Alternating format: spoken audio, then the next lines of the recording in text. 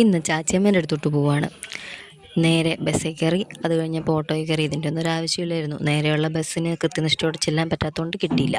പിന്നെ വീട്ടിൽ ചെന്നപ്പോൾ കുഞ്ഞുവിനെ മാമൻ ഡ്രസ്സപ്പ് ചെയ്തിട്ട് അവിടെ നിന്നുള്ള മിഠായിയും കൂടി തട്ടിയെടുത്തിട്ടുണ്ട്.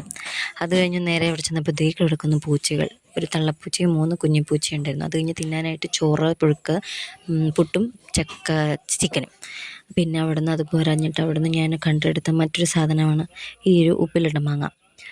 ഇത് കൊള്ളായിരുന്നു. ഒട്ടും പുളി അങ്ങനെ ഇല്ലാത്തതുകൊണ്ട് കടിച്ചു തിന്നാൻ നല്ല സുഖമായിരുന്നു. ഉപ്പൊക്കെ പിടിച്ച് നല്ല പൊളിയായിരുന്നു. അത് കഴിഞ്ഞിട്ട് ഇതാണ് എൻ്റെ പൂക്കി അച്ചാച്ചൻ. ഇവരൊക്കെ പണ്ട് വാസവണ്ണനായിരുന്നു.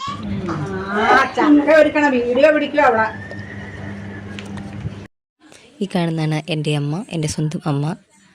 ഇനി അടുത്തിരിക്കുന്നതാണ് അമ്മയുടെ ചേച്ചി. അത് അമ്മയുടെ മറ്റു മൂത്ത ചേച്ചി. അവിടെ ഇരിക്കുന്നത് എൻ്റെ ഒരു ചേച്ചി. അതിൻ്റെ അപ്പുറത്തേക്കുന്ന എൻ്റെ പൂക്കി അച്ചാച്ചൻ. ഒരു പൂക്കി അച്ചാച്ചനോടും ഉണ്ട്, ഇപ്പം ഇവിടെ ഇല്ല. ഇത് ആൻറ്റി. ഇനി ആൾക്കാരുണ്ട് കേട്ടോ, എല്ലാവരും പോയതാ. അപ്പോൾ അതേ ചക്ക ഒരുക്കിക്കൊണ്ടിരിക്കുമായിരുന്നു. പാത്രത്തിലിടണേക്കാളും കൂടുതൽ വയലോട്ട് പോയതുകൊണ്ട് അടുത്ത ട്രിപ്പ് ചക്ക ഇടാൻ വേണ്ടിയിട്ടും ചക്ക വെട്ടാൻ വേണ്ടിയിട്ടും അവർ പോയേക്കുവാണ്. അപ്പോൾ ഞാൻ ചക്കയൊക്കെ തിന്നു. എല്ലാം നല്ല ടേസ്റ്റ് ഉണ്ടായിരുന്നു. ഇനിയും തിന്നാനായിട്ട് മാങ്ങാപ്പഴമൊക്കെ ഇരിപ്പുണ്ട്. അപ്പോൾ അത്രേ ഉള്ളൂ. ഇതൊക്കെ മതി. Bye bye.